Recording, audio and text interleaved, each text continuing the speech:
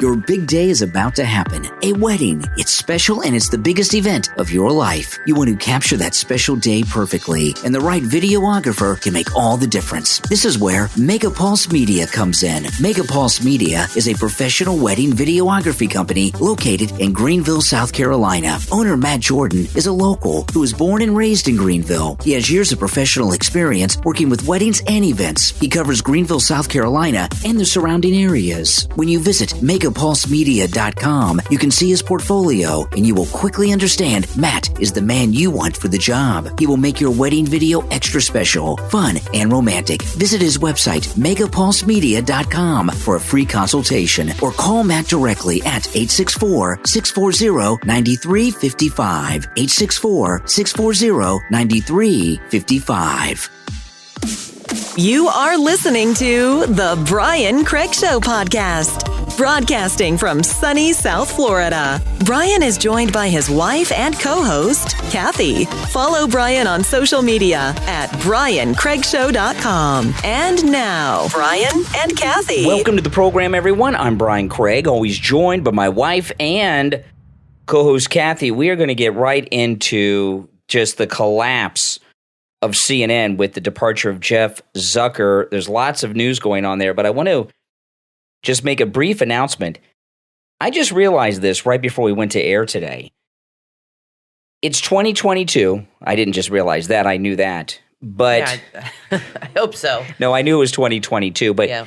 I haven't really sat back and thought about it too much yet, what year it is. This is the 10th year of the Brian Craig Show podcast. Kathy and I started this podcast 10 years ago this year. The 10th anniversary is actually September 12th is the first day. It was the day after Benghazi. And it was just a coincidence that we began this podcast the day after Benghazi. But that's how I always keep track of the anniversary date. It was the day after Benghazi, which was in 2012. And here we are in 2022. So everyone out there, our Patreon supporters and everyone else who's been with us this last decade, thank you so much as the show continues to do what CNN is not doing, and that's going strong. CNN, huge collapse. And, we waited a little while to do the show today because it came out early in the day that Jeff Zucker resigned from CNN, and it just came out of nowhere. And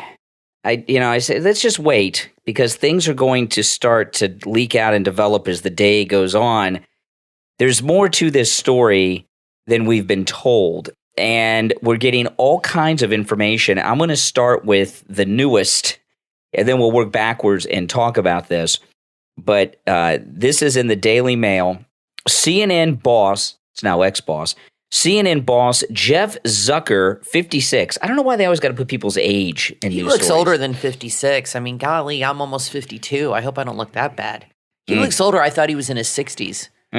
CNN boss Jeff Zucker, 56, quits for lying about when affairs started with senior exec Allison, I guess her name is Gollust, Gollust, Gollust, age 49, during Chris Cuomo probe. The pair lived in the same New York City building. Romance was the worst kept secret in the office and part of the reason for his divorce. And I really feel so sorry for this woman, Allison Gollust, that everyone knows that she's been sleeping with this very repulsive man, Jeff Zucker, who has got to be a monster. He's got to be just a terrible, terrible man. Well, I'm making a prediction here. I don't think their relationship's going to last much longer now. Yeah. I give it 6 months. Oh, yeah. Journalists have for years pointed to their cozy relationship. In her book, Katie Couric told of how Zucker pushed to bring Gollust onto her show when there was no role for her. CNN has been fighting with Chris Cuomo over a severance package from CNN. And what is coming out now is Chris Cuomo is pissed off that they fired him. He's battling over his severance. And Chris Cuomo spilled the beans on this. This is Chris Cuomo's revenge. Yeah, that's what they're saying in the Daily Mail. Yeah. That, I had a feeling that somebody was behind this, because if this has been something that everybody's known about for years and years, why now? Why all of a sudden is this becoming an issue? So clearly Chris Cuomo is what they're saying in the Daily Mail, made it known to the right people or made something about it, and they're using it. I guess these companies have strict policies against this, especially if he's using his position to advance her career, which is probably a big no-no. But this thing. Okay, Jesse Waters had that affair with that girl, but I guess they let people know. So that was different. There's a difference. Well, he's not the head of the network. We don't like Jeff Zucker. That's the difference. No, it's true. No, there's a lot of differences here because I know a lot of people are saying, "What's the big deal? It's consensual."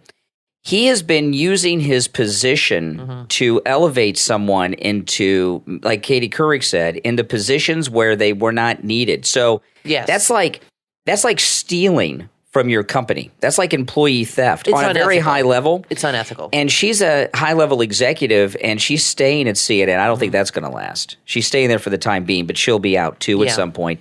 She's been with him over 20 years, and I like how they say that the relationship. They've been having a relationship for 20 years, or they've been friends for 20 years? No, they've worked together for 20 years. Okay. He's taken her to every place he's worked. I don't buy this crap that this just started a couple years ago. Yeah, that's interesting. And I like how they say, well, the relationship developed during COVID. They're trying to make it like some COVID romance. Yeah. Well, what does that mean? Were they under lockdown together? Probably because they were hooking up. Well, it led to his divorce. So he was having an affair, committing adultery. There's nothing romantic about that. His wife much better looking than this woman, by the way. I saw the pictures of her, of both of them. Well, I hope they're happy because they've destroyed their careers. And you're right, she won't last much longer. And I don't think this relationship will last. And he's got no power now. I hope it was worth it. Why would she want him now? She can't help him anymore. Yeah. Or he can't help her. Exactly. She can help him. Exactly right. But he can't help her anymore. No, they're going to both, this is going to destroy both of them, I think. Yeah. Yeah. Hope it was worth it. And I'll tell you, what a great week, right? Whoopi Goldberg, she's under her 2-week suspension for her anti-Semitic Holocaust denial.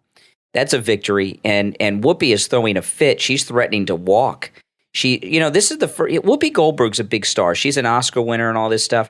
She's not accustomed to being suspended and told what to do. She tells others what to do. And this is the first time in a long time that she has not gotten her way about something. And I think Whoopi could very well walk off of The View over this. She's throwing a fit. $96,000 a week. Wow. That's a lot of money to walk away from. A week. And the show is on, that's what I had read, for every show. And it's like no week. work. They only work. The show's on all year. I mean, they might take brief hiatuses. No, they take a lot of hiatuses, and they only work 4 days a week. They do Monday through Thursday they work, and they do the Monday through Thursday shows are live, and then after the Thursday show, they record Friday's show.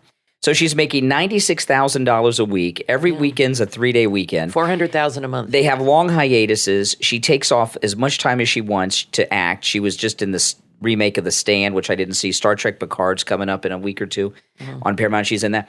So it's but she may walk. So we got 2 victories. It's a lot of money to walk away against these poisonous liberal people in the media, right? Zucker at CNN and Whoopi. And this is an interesting thing because I'm going to play in a bit. We'll go through this. Brian Stelter's live report on CNN on the Zucker matter. I find it just hilarious and fascinating at the same time. And Kathy was telling me before the show, you think Brian Stelter also may have a role in getting rid of Zucker, that Brian Stelter might see himself as being the new head of CNN somehow.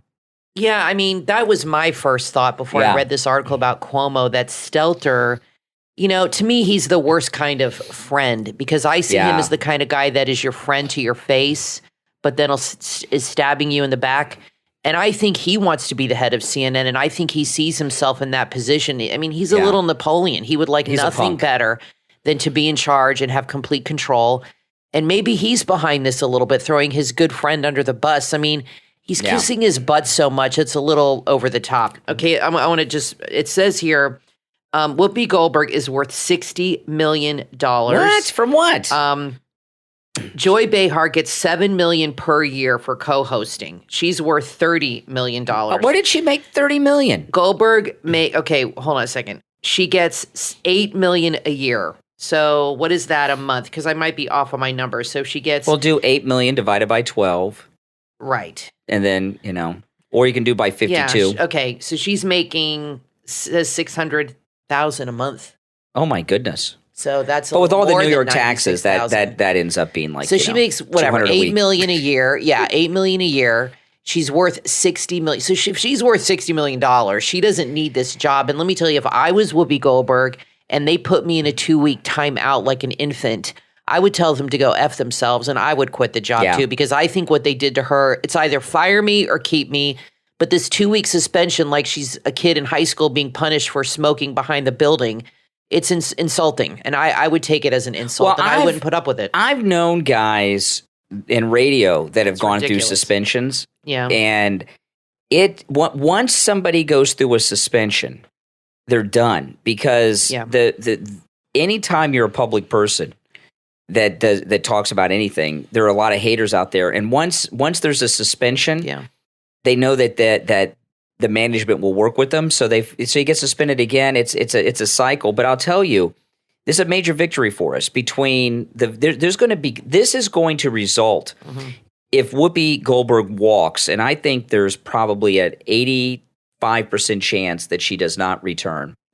This is a woman I think she's going to who has never been told no, not since she made it, not since Ghost. Yeah. She hasn't, and that was 90. She hasn't been told no. She hasn't heard no since 1990, maybe even earlier. So she's 85% chance she doesn't return. I didn't know she was worth $60 million. I thought she did The View because she kind of needed the money, because she hadn't worked that much. I don't know where she made that money, because she didn't work that much. Well, she was in a lot of movies. She was a big star. Yeah, well, maybe she was smart with her money. These actors make a fortune. Plus, she gets all residuals. Yeah. She was the main star of many big blockbuster films. I guess so. What, other than Ghost, what? Color Purple? Color Purple, Ghost, Sister Act 1 and 2. True. Those were huge hits. That's true. Big money. I bet most of that Sister Act money. Yeah. Those were huge hits. She did a bunch of movies. I haven't seen all her films, but she was in a lot of stuff. This is a good time for us, MAGA, because if Whoopi Goldberg I'm not into cancel culture.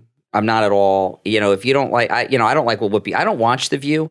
I know some of you have contacted me and said, "Why do you watch The View?" I don't watch The View. Just clips. Yeah, I see clips online when there's a controversy. And in fact, I don't think many people watch it. I think most people watch clips on Twitter when something happens. I don't watch that unless they have like a, Patrick Stewart from Star Trek is on, or they have Mark Hamill on from Star Wars. I'll watch that interview, but I don't watch that crap. Well, let's face it. Ever since Joe Biden became president, it's been a good time for conservatives. Absolutely. So the left just keeps losing. If Whoopi walks, that liberal show is going to go through a major transformation.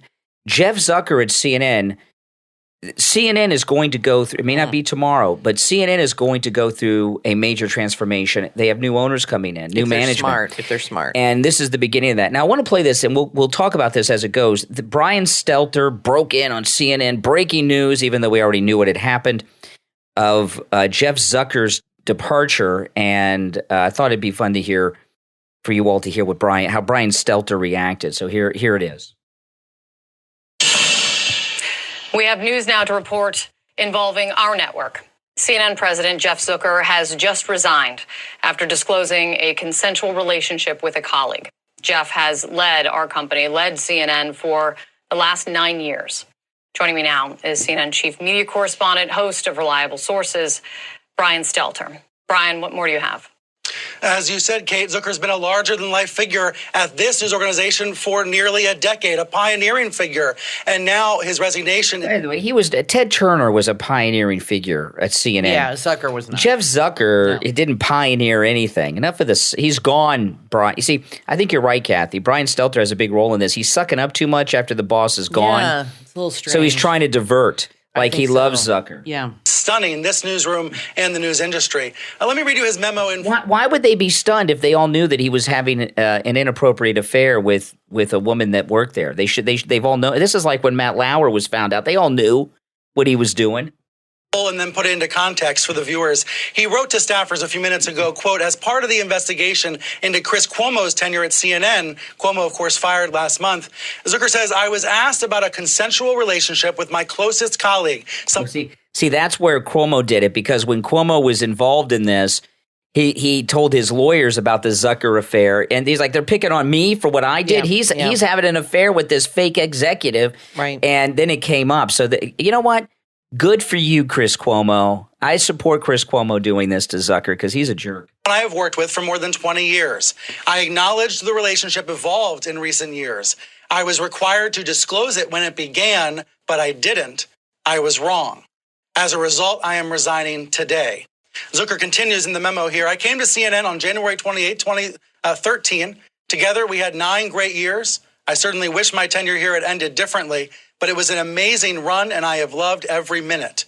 I am grateful to the thousands of incredibly talented CNN and Turner Sports employees who helped make this such a joy for me and such a success for all of us. I wish each of you nothing but the best in the years ahead. That memo from Jeff Zucker a few minutes ago, a stunner for the CNN newsroom. Oh, I thought it was Zucker. He said Zucker, like zoo. They say Zucker. She said Zucker as she well. said Zucker? She said Zucker, Didn't you think it was Zucker? Yeah, it's I did. Zucker? It's Zucker. Okay. Turner Sports, which he also oversaw in recent years. Now, the head of Warner Media, Jason Kilar, has just announced that he will be announcing an interim leadership plan shortly. In other words, he's not naming a new boss right away. That tells you this did happen very suddenly. The key detail not included in the Zucker memo is the name of his colleague. He refers to a consensual relationship with his closest colleague. That colleague is Allison Gullist, who is the head of marketing and communications for CNN and for Turner Sports. She has worked with Zucker for decades. They were together at NBC at the Today Show in the 90s, then at NBC Universal, and now at CNN and Warner Media. According to this memo, according to the memo here, it was a consensual relationship that evolved in recent years, and he did not disclose it, and thus that's why he's resigning. I've just received, Kate, while we're speaking here, a statement from Allison Gullist as well. As I said, Gullist, the top marketing executive for CNN, she's remaining with the company, and here's what she says, quote, Jeff and I have been close friends and professional partners for over 20 years. Recently, our relationship changed during COVID. I regret that... See, now, Zucker said it was been going on for some time, and she's making it sound like it just happened in COVID. They didn't get their story straight. Didn't disclose it at the right time. Gullist going on to say, I'm incredibly proud of my time at CNN and look forward to continuing the great work we do every day. So this is a scenario where you have people who are working together for a long time. Then they start a personal relationship. And because they're both acknowledging they did not disclose it at the time, Zucker's saying he should have disclosed it right away. That is why he says he's resigned effective immediately. Yeah, there's more to it. Kate, we both know Jeff Zucker has been the rock for this organization. The last few days, he has not been on the morning editorial calls. Some people even noticed and wondered if something was amiss. I don't think anybody saw this coming this morning, an announcement like this. But I think if Zucker was on that call this morning, I know what he'd say. He'd say what's important at CNN is not the person at the top. It's the team we all play for. It's CNN as an organization. This news operation, so much bigger than any single person. And so the news goes on, but now without the top executive. Yeah, keep reporting the news. That's what he would say. She is. I know who that one is. Yeah, I don't know her name, but she has no personality. Baldwin. Oh, she's the worst. She is. Yeah. Just looks like she just sucked a bunch of lemons always. every time she goes. Or has hemorrhoids.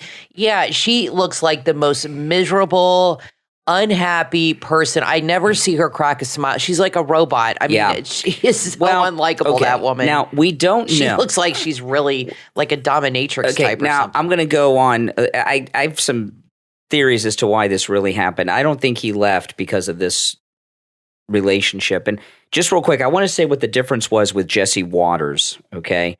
Jesse Waters had an affair with a producer for his television show on Saturday. Yeah. When it started, he went to Human Resources. Right, which is what you're supposed to do, now, apparently. I don't know if he went to Human Resources first or his wife first. I bet he went to Human Resources before he went to his wife.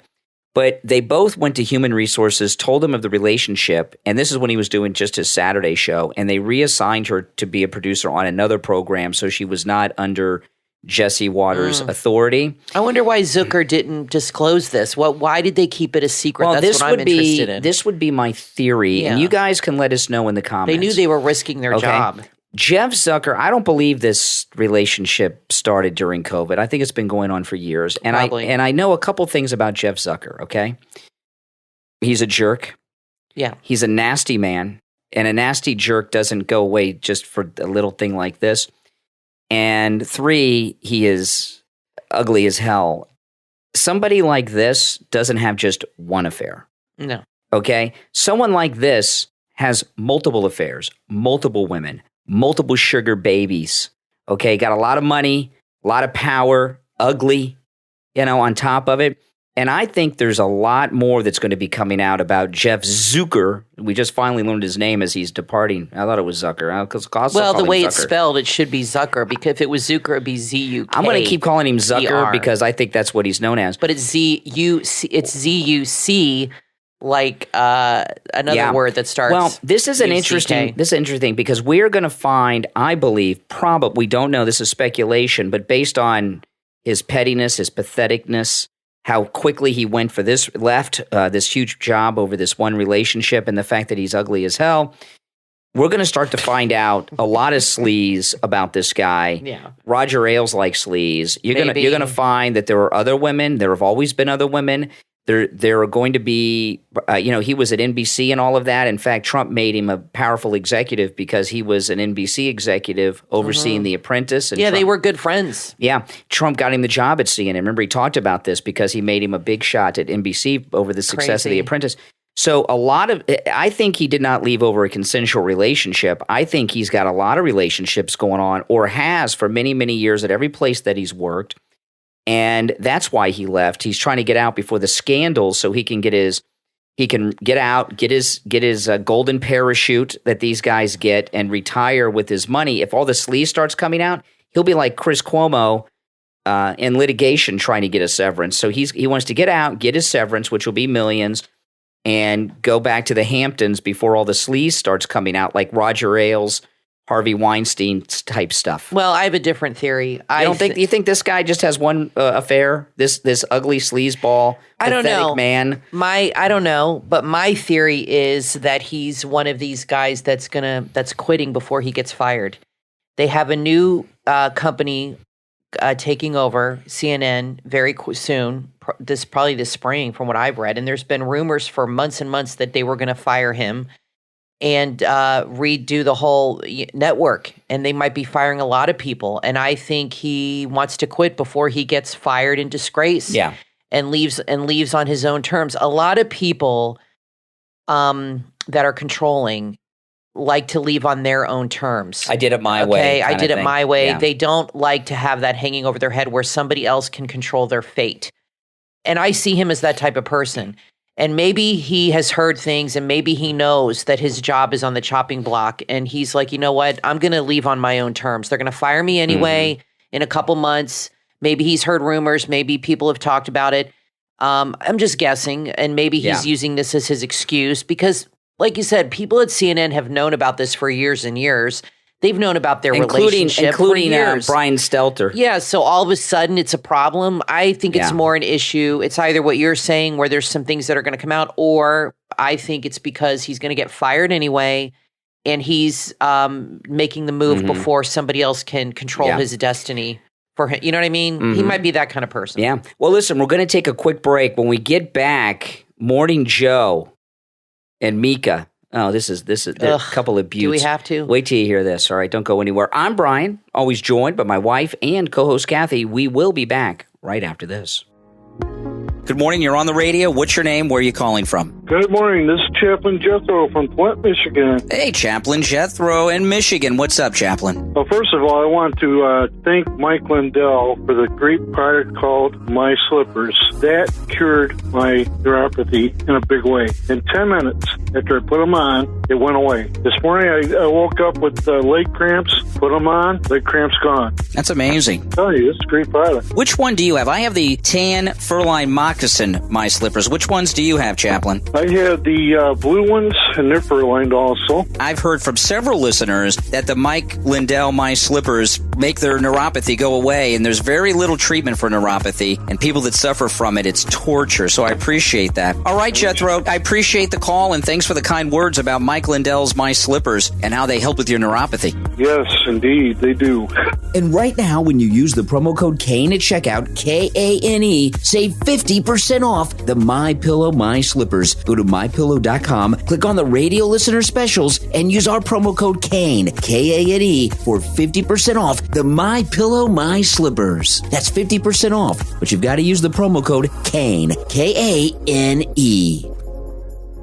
The search for the most dangerous book in the world is about to begin. From authors Wayne E. Haley and Sean P. Haley comes An Apology to Lucifer, available for pre-order at Barnes & Noble, Amazon, Apple Books, and on the book's official website, anapologytolucifer.com. In An Apology to Lucifer, Father Thomas Morelli thought he knew the story behind Lucifer's fall from heaven. However, upon making the acquaintance of renowned book authenticator Lorenzo Pellegrini and being invited to stay in the opulent Venice villa belonging to Pellegrini's master, Thomas discovers he has only heard part of the story. In Boston, psychoanalyst, best-selling author, and outspoken atheist David Wright has been tasked to handle the funeral arrangements of his dear friend Albert Kennedy. What could have driven this controversial exorcist to take his own life? The answer, it seems, is contained in a book that isn't supposed to exist. Joining forces, Lorenza, David, and Thomas must race against time to prevent an ancient battle from reigniting. If you enjoyed The Da Vinci Code, you will love this book, An Apology to Lucifer. The most anticipated supernatural thriller of 2022 is now available for pre-order at barnesandnoble.com, Amazon, Apple Books, and on the book's official website, anapologytolucifer.com. Order your copy right now. You are listening to The Brian Craig Show podcast, broadcasting from sunny South Florida. Brian is joined by his wife and co-host, Kathy. Follow Brian on social media at briancraigshow.com. And now, Brian and Kathy. Welcome back, everyone. I'm Brian Craig, always joined by my wife and co-host, Kathy. Wow, 10 years, The Brian Craig Show podcast, my 30th year in broadcasting. 10 years here on the podcast. This is amazing stuff. I'm very excited. Okay, so Joe Scarborough's all sucking up to Whoopi Goldberg today. And, you know, this business with Whoopi Goldberg, I am very happy that it happened because this cancel culture has gotten out of control. Yeah, for sure. And the left, they love the cancel culture because they use it as a weapon to silence opposition on the right. And this thing with Whoopi Goldberg is one of the rare times that it has happened, that it's happened to one of their high-profile people. Mm-hmm. Okay, it's happened with lower people, but Whoopi Goldberg's, she's I don't know if she's A-list, but she's pretty well-known household name, high profile on that show. And Joe Scarborough just doesn't understand. So here's Joe and Mika today, just very confused about this 2-week suspension that happened. In addition to the apology, the program... By the way, doesn't Mika have isn't she kind of snooty in her talk? She's a big bore. She's like, she's a big bore. Yeah, she sounds like a snob. She is very stuck up and very snooty. I don't know if anybody even watches their show. They're so unlikable, these two. A lot of you don't know this, okay, but she's part of the deep state. Mika Brzezinski, her father was the national security advisor to President Carter. So, you know, she's That's deep why state. she has that job. She has no talent at all. She has zero talent, zero personality. No. She talks like Martha Stewart. She's her husband's Ed McMahon. She just sits there and he's verbally abusive towards her. Oh, you'll hear some of that in this. Yeah, she sits there and takes it like an idiot, and she just laughs at all his stupid jokes, and it's a very strange relationship. To the apology, the program brought on Anti-Defamation League CEO Jonathan... So you know what she does? She talks in that fake accent that they used in the old movies, the North Atlantic accent. The transatlantic. Does she? You know, there's like Katharine Hepburn. If you want in the old movies of the 40s and 50s, the 30s and 40s. 30s and 40s. Okay, yeah. American actors have it sounds like a British accent. Yeah. You know, and it's not a transatlantic accent. It's called a transatlantic accent, which is a made-up accent that sounds kind of British. It's a mixture of English, of American and British. Yeah, that Hollywood came up with. And Mika Brzezinski has that transatlantic accent. Yeah, a little bit, yeah. The apology. The program brought on Anti-Defamation League CEO Jonathan Greenblatt to discuss Goldberg's remarks, who tweeted afterward, "Deeply appreciate Whoopi Goldberg inviting me on The View today to have an important discussion on the importance of educating about the Holocaust. Whoopi has been a longtime ally of the Jewish community and the ADL, and her apology is very much welcome. That's something we need to talk about, this acceptance of her apology, which is really important. Yesterday, though, the network suspended Whoopi Goldberg for 2 weeks. In a statement, ABC News President Kim Godwin wrote, effective immediately, I am suspending Whoopi Goldberg for 2 weeks for her wrong and hurtful comments. While Whoopi has apologized, I've asked her to take time to reflect and learn about the impact of her comments. So what is she supposed to do? Look out the window in her Park Avenue apartment and ponder her words? The dumbest thing I've ever heard. In the heard. Holocaust. What they're hoping is the news cycle will blow over. That's exactly what this is about. Yeah. That people will forget. And Fox does this sometimes. Remember when Laura Ingraham screwed up once? Judge Jeanine. They gave them 2 weeks off to have a little vacation time to reflect. Yeah. And it's a 2 weeks because that's the news cycle. And that's people what forget they do. about it. I think that's a mistake. And I think they should let her stay on the show. Yeah. And Hannity also agrees she should not be fired. I wouldn't fire her. But they shouldn't have fired Roseanne. People have opinions. People are wrong. Yeah. People make mistakes. And we're living in an extremely judgmental social media culture where you are basically crucified online and on social media. If you make any kind of, I tell you, I would not want to be famous at that kind of level because you are so scrutinized. Everything you say and do, it's like mistakes are not allowed, and you're going to piss off somebody no matter what. So that was Mika. Now her husband, who disrespects her quite often. Yes, he does. And he'll even do it here. Joe Scarborough is going to weigh in.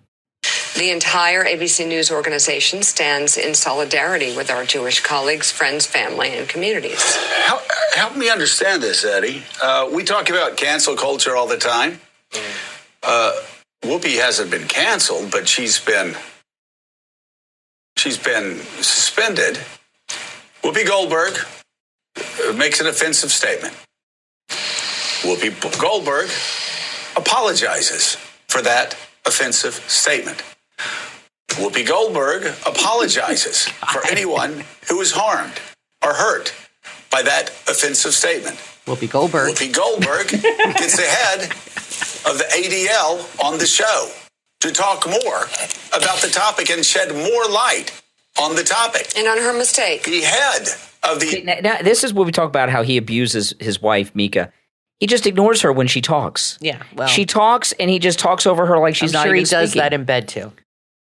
Yeah, if I talk to you like this, you wouldn't put up with it too long, That's Kathy. for sure. You guys know that in the audience. Has he said Whoopi Goldberg's name enough? She just, these two, it's a good thing your radio show's on at the same time because nobody watches these two are the most boring couple on the planet. You think? And he just pontificates, and I love how they pause constantly so you can contemplate their brilliance. When the pausing is deliberate. The pause is to give the viewer time to ponder. Yes. In silence. They're genius. The brilliance that just came out of Joe's Can mouth. you imagine going to their house for a dinner party? What that must be like? Why do you think Trump didn't let them at Mar-a-Lago? God, these two. Plus, she's bleeding all over the place. She wants to go to dinner with President Trump. He says, "No, what are you kidding?" These two are just very snooty. Might as bring over the Elephant Man and that kid from Mask. They're very Cher, snooty. It's just ridiculous. Long-term ally of the Jewish community. So what am I missing here? By the way, when I first heard the statement, I said, what is she talking about? She made a terrible mistake. We all make terrible mistakes. She apologized for it immediately and took corrective actions. Now, I want to know who is so frail over at ABC or who is so frail out there that they can't understand when somebody makes a mistake, apologizes for the mistake, and takes all the corrective actions that can be taken for that mistake, and then they're still suspended for 2 weeks. Did he defend Roseanne like that? No. Yeah, no. Well, there's the problem right there. And here's the thing, anytime this happens with the conservative, I always tell you when they apologize, don't apologize. Never. The left take the apology as a confession, and they want more from you. Now, all of a sudden, the liberals they want an apology to end the discussion, end the conversation. There's no more controversy. The person apologized, and she apologized before the ADL statement, and that means the issue's settled. I mean, I think that's the way it should be. The View is a live show, and you could say things live that you just blurt out. I have been, I've been on the air 30 years. I have said things I'm sure You know, in fact, I know, although I'm a little smarter these days than I used to be. When you're talking every day live, things come out sometimes. Yeah, absolutely. And everyone who does anything live or is talking to friends, you say things you regret or you or weren't thoughtful. And I think it's fine for people to apologize and let them go on with their life. But the problem is the liberals have set this standard that when someone screws up, that's a conservative, and says something that was a mistake, like Mel Gibson, you know, when we had that drunk driving incident many years ago, the great and wonderful Mel Gibson, who I love, Men and Once, just he's like hero worship with Mel Gibson. I mean, you know, Road Warrior and all that stuff. They look what they did to Mel Gibson. Well, she defended him. They showed a clip on. She did defend Mel Gibson. That she defended him when that happened, and she said, "I am good friends with him. He's been to my home. He's hung out with my children," and I didn't realize they were such good friends. And she said he is not a racist at all. She said he was just drunk and said something stupid. Yeah, sure. And she said, and she went up against the other people on The View at the time, and she said, "Look, he's my friend, and I'll defend him." Look, yeah, Whoopi Goldberg. But that's because he's one of the Hollywood A-list elites with her. When it's someone who's not her friend or a Hollywood, you know, like if it's a conservative out of Hollywood. Or a conservative anywhere, what the left, including Whoopi, want to do is destroy that person. Right. Whoopi was friends with Mel Gibson because at the time they were Hollywood A-listers. Right. So she was doing her friend a favor. So I don't take that defense as credibility from her. But the left have set this standard up that an apology is just the beginning. It's your confession, and then they want to tar and feather you and run you out of the public square. And that's wrong. If they want to reset the stage where apologies are accepted, I'm cool with that. But what's going to happen is this Whoopi Goldberg thing's going to blow over. You know, they had the other incident with Joy Behar in blackface a couple years ago. That was excused. And, you know, Whoopi's got a blackface incident too with Ted Dance. Remember that years ago at the Friars Roast? But 6 months or a year from now or less, there's going to be a conservative that says something that the left don't approve of. They're going to want to cancel them, even though they're circling the wagons around Whoopi Goldberg. Either people make mistakes and apologies are okay, or they're not. And the left want to have it both ways. They want to use it as a weapon and a tool to destroy opposition. Right. And, you know, she doesn't agree with us politically on anything. But Brian and I have said we don't want her to get fired. No. I don't draw those kind of political lines. Not everything's so black and white with me. And I feel that you are either for cancel culture or you're not. I see it on both sides. You talk about on the left, it's on the right too. Maybe not as much, but I've seen it personally even with you. People get mad at you for going to Starbucks or going to Target, and people have stopped watching your show because you get your coffee. It's ridiculous. Yeah. So I don't think she should be fired. I said that yesterday. I like Whoopi Goldberg. In fact, I'm going to watch Sister Act again this weekend because one of my favorite actresses I'm not going to watch it. is in that movie with her. I can't remember her name, but no she was in White Christmas. But it's a great movie. It's a lot of fun. Kathy Najimy's a great movie, one of her best. In Ghost, she's a very talented. Color Purple. I mean, she's a talented woman.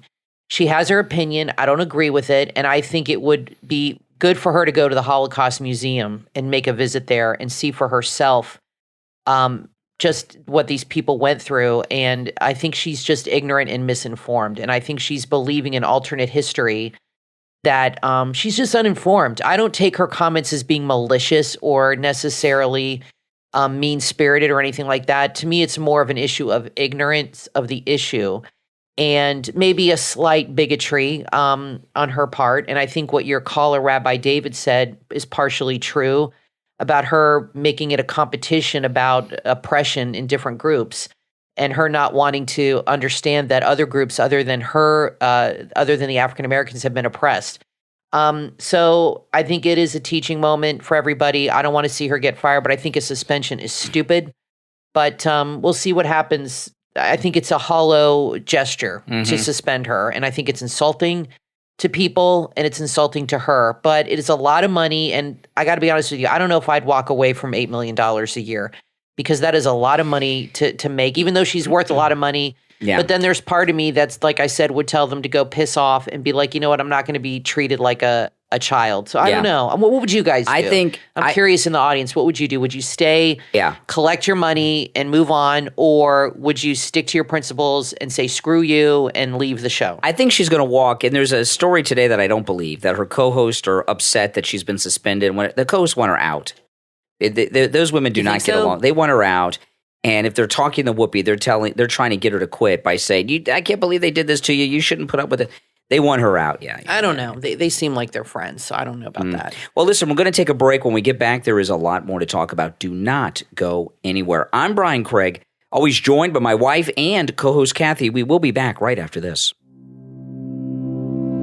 Real estate is a complex industry that offers almost anything to anyone. Real estate provides opportunities for those interested in active investing, passive sources of income, and careers as realtors and insurance agents. However, it can be intimidating, but it doesn't have to be. Shannon Robnett is on a mission to change this perspective. He inspires people to step up to the challenge in his podcast, Robnett's Real Estate Rundown. This podcast provides something for everyone in the real estate industry. Shannon Robnett is a second-generation builder and developer, a fourth-generation realtor, and has over 35 years of experience in real estate. He's sharing his experience and knowledge with listeners that's actionable advice on wholesaling, fix and flips, single-family, multifamily, and more. On Robnett's Real Estate Rundown, you will hear people talk about all facets of the market, including analysis, challenges, management, and successes of investment grade. Robnett's Real Estate Rundown is full of useful information for veteran real estate professionals and anyone looking to enter a career in real estate. Robnett's Real Estate Rundown is available on Apple Podcast, Stitcher, Podchaser, YouTube, Spotify, and your favorite podcast platform. Robnett's Real Estate Rundown with your host, Shannon Robnett. Start listening right now. If you're searching for motivation and inspiration in your life, there's a book you will want to add to your must-read list. From author Letitia Davis, Broken Pieces Restored, available on Amazon. From a young age, author Letitia Davis's life was destined for greatness. Growing up a military brat, she lived a life that some people would dream of having. But what they saw on the outside as perfect wasn't the case. Dealing with her self-esteem, mental and physical abuse led her through life broken and unsure about how she ended in a place of depression and unsure of what she wanted out of life. But one thing she did know was that she did not want to stay stuck there forever. Letitia started on a path to healing by taking a look back at her past and working her way up to the present life by rebuilding a stronger foundation of healing and building a stronger bond within. Broken Pieces Restored is a motivational book that talks about the author's life and how she grew up and ended up in a toxic marriage that broke her down, and shares how she gathered up the strength to restore herself spiritually, mentally, and emotionally. Order your copy right now on Amazon, available in Kindle and paperback. Broken Pieces Restored from author Letitia Davis.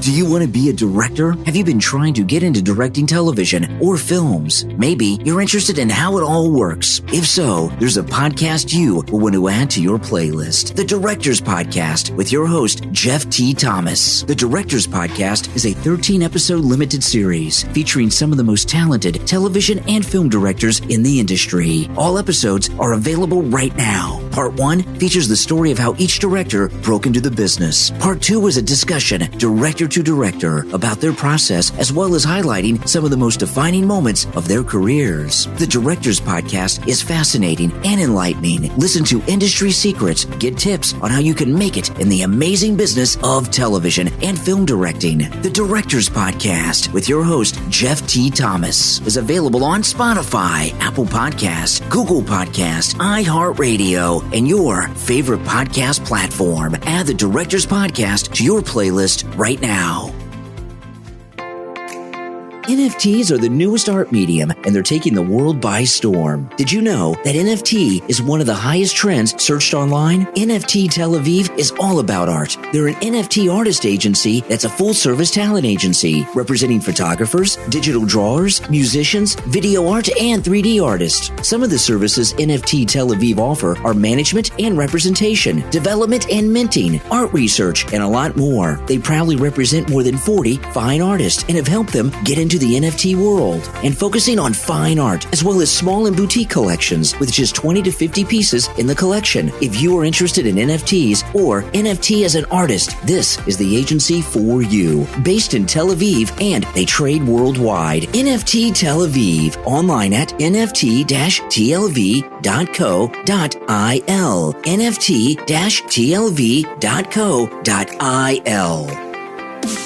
You are listening to The Brian Craig Show podcast. Broadcasting from sunny South Florida, Brian is joined by his wife and co-host, Kathy. Follow Brian on social media at BrianCraigShow.com. And now, Brian and Kathy.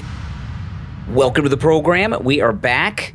If you're just tuning in, I'm Brian Craig, always joined by my wife and co-host Kathy. Well, I want to say one more thing about this Whoopi Goldberg thing. There's a lot of people, and there's this writer, this was reported in the Daily Mail, columnist, author, and former presidential speechwriter John Podhoretz criticized Whoopi Goldberg, whose real name is Karen Johnson. Yeah, she's not Jewish. She for her comments about the Jews, blah, blah, blah. And he said in a New York Post column that she did not land on the last name Goldberg because it signified whiteness. Johnson chose Goldberg because it would represent the proud ownership of her outsider status. She wasn't trying to blend in. She was doubling down on race. I don't know what that means, but he wants her to drop her name. He said she didn't earn that name and she needs to go back to her original name. I don't think that'll ever happen. I knew that wasn't her name. Whoopi's not her real first name, obviously.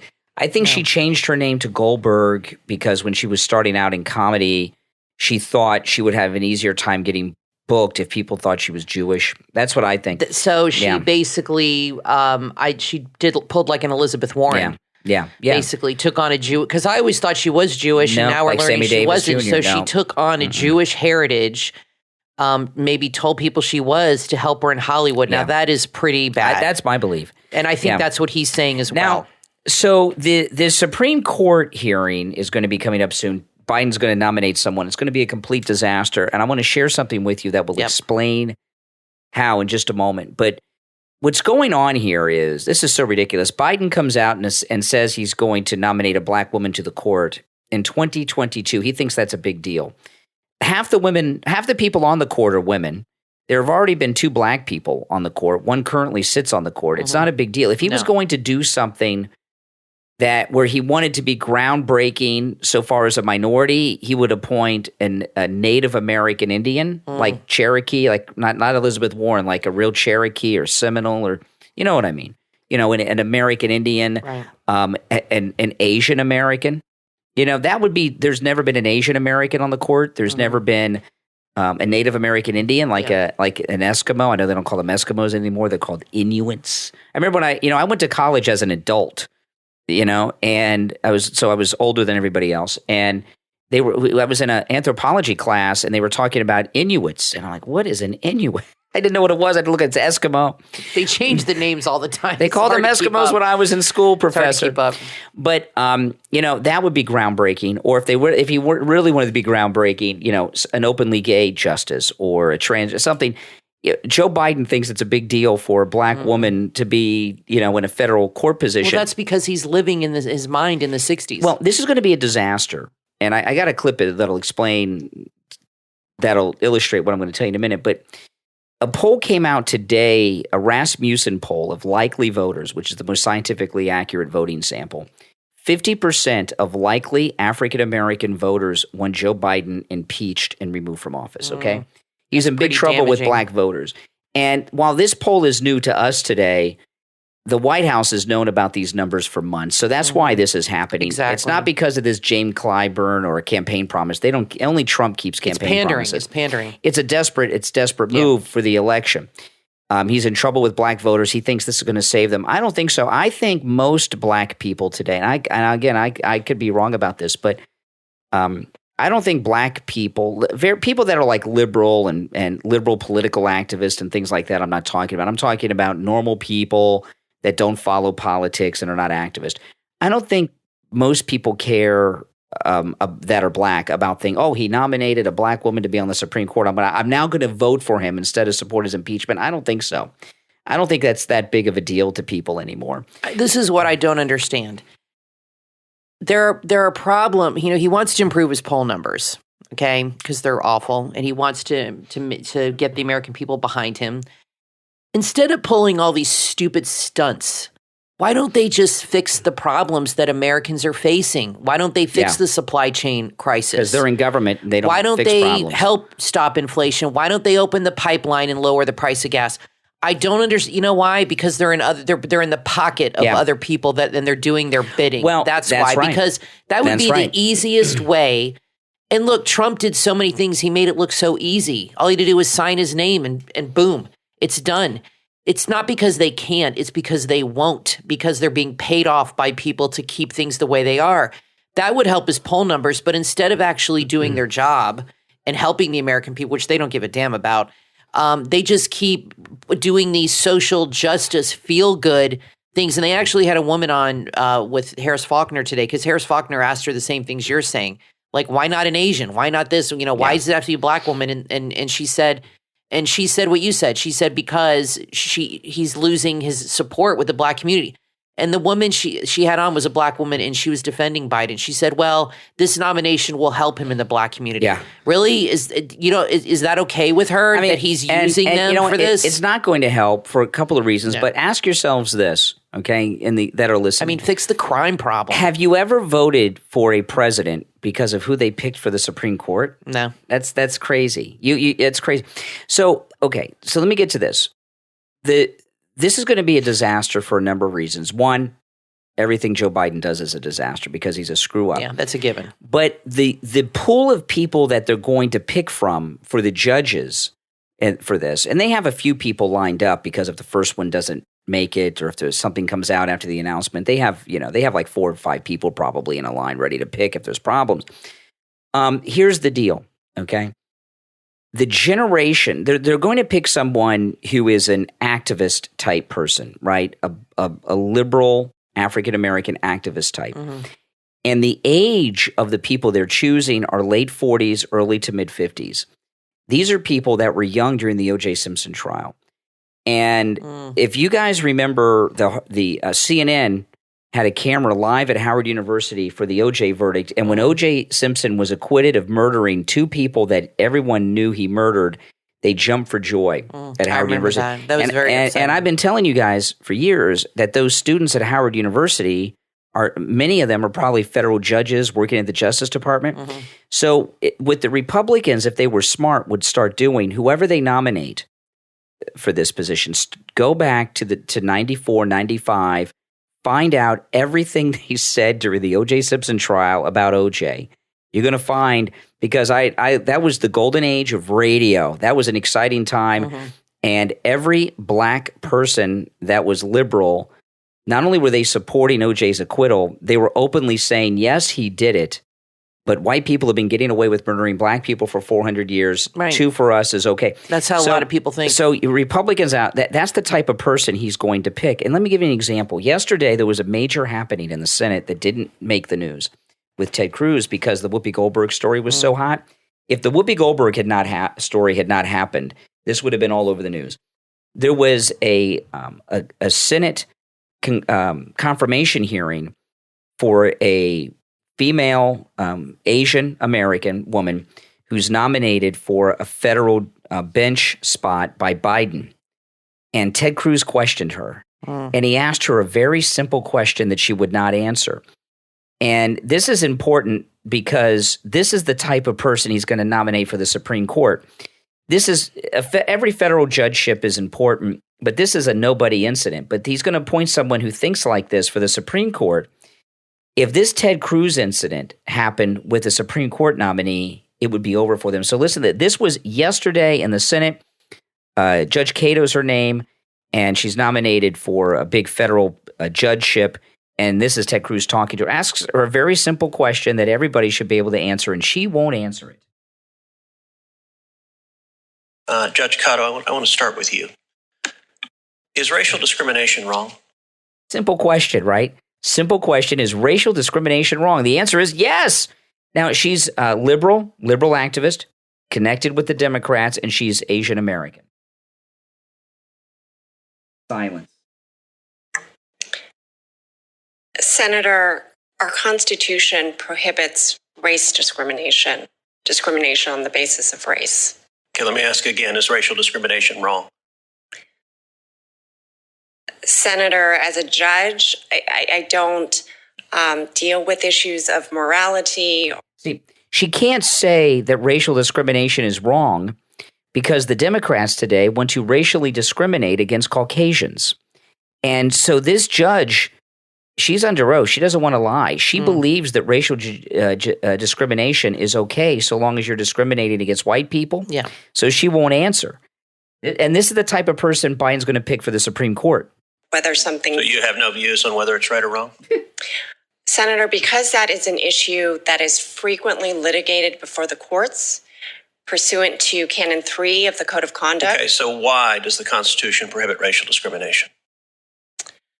Senator, I think it's part of our Constitution and this nation's history of aiming for equal justice and treating people, regardless of any protected class status, equally and fairly. So discriminating based on race violates, I think you just said, our Constitution's history of aiming for justice. Is that a fair characterization? Senator, our case law, if you're talking about race discrimination under the law, yes, pursuant to Supreme Court precedent, race discrimination under the law is prohibited. So you and I are both. She never would say it's wrong because she supports racial discrimination. And if that were a Supreme Court hearing that everyone in the world is watching, it would be over for them. And I feel like Ted Cruz was just kind of warming up and practicing for the Supreme Court hearing. Well, she doesn't sound very bright. She's going to be on the... You know what I mean? Her answers are, I don't know. She doesn't sound too savvy. Kathy, none of them are bright. They're liberals. Yeah, well... They're liberals. None of them are bright. And so this is going to be one of the most exciting Supreme Court hearings we've ever had because they're going to be very radical people. And this is an election year. And whoever it is in big trouble. Well, they'll bring up their past... Comments, not comments and judgments. They're going to find they're all previous judges, right? Most of them have been judges, federal judges. Most of them are judges somewhere else. Yeah. So they'll bring up their past rulings. Yeah, and we'll see how radical they are. And they'll bring up past interviews and statements on social media. Right. And you're going to and there's probably things there that are even going to shock us. And you know the Democrats are run by such radical militant people now that whoever they pick, I mean, that's devastating. It would be over. And let me tell you, there's been some very heated Supreme Court hearings over the years, and there have been people that have not made it for different appointments, like Judge Bork and others. Biden's first pick is not going to make it. It's going to be a disaster. Now, everything he does is a disaster. Now, I started the show by telling you that this year, 2022, is the 10th year the Brian Craig Show podcast with myself and my wife, Kathy, has been going strong. And that's great. This is our 10th year of this podcast. And I want to thank our Patreon supporters for their support of this program. You know, your support is what has allowed this program to last 10 years. And we are growing. We're been named for 2022 the number 3 must listen to conservative podcast in America. Number 3, first is Mark Levin. 2 is Glenn Beck's Blaze, and number 3 is the Brian Craig Show podcast. And you know, shocking. Isn't it? Well, I'm not shocked. It's recognition that is long deserved. That's true. And it's in large part to our Patreon supporters and all of our listeners and our Patreon supporters. I want to thank you. Thank you so much for your support because this is all happening because of you. And if you would like to support the show, becoming a Patreon supporter is a great way to do that. You get commercial-free editions of each and every podcast episode. And our top Patreon supporters get a live on-air thank you. So the names that you're about to hear are all our top Patreon supporters. I want to thank Andrew and Connie, Christine, Gary, ETW, Chuck, Pamela, Dee, Jacqueline, Rick, Rich, and Nick. These are our top Patreon supporters. Thank you so much. And if you would like to become a Patreon supporter, there is a link in the description of this and every episode. There's also a link on my website, briancraigshow.com. A direct link is there. And the website address is patreon.com/realbriancraigshow. I also want to thank everybody who, while we're thanking people, comes into the chat every night at 6 o'clock to listen to the show and participate on YouTube in the chat. If you don't do that already, when we upload the show on YouTube at 6 p.m., Eastern time, and we have a live chat. We air the show live.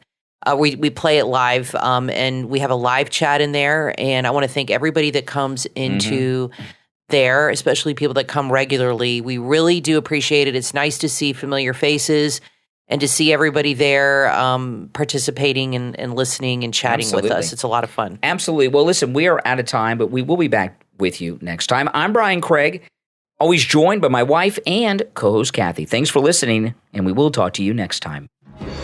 From author Peter Allen Turner comes the book Zach Watkins, Blood Trail West, available on Amazon. The year is 1763. The French and Indian War is over, but even before the ink is dry, tensions reach a boiling point. English settlers, hungry for land, ignored the treaty's terms and poured over the Appalachian Mountains. They believed they had earned the right to hunt, trap, and explore the land to the west. Hoping to escape the political turmoil sweeping through the colonies, Zach Watkins and his Mohican friend Henry, two young men fresh from the war and thirsty for adventure, ventured into the Ohio Valley. What started as a peaceful journey quickly becomes a bloody trail. And soon, Zach and Henry find themselves once again fighting for their lives. Will Zach and Henry survive the latest war and avoid torture? Or will they die and be buried in an unmarked grave? Find out when you read Zach Watkins' Blood Trail West from author Peter Allen Turner, available on Amazon.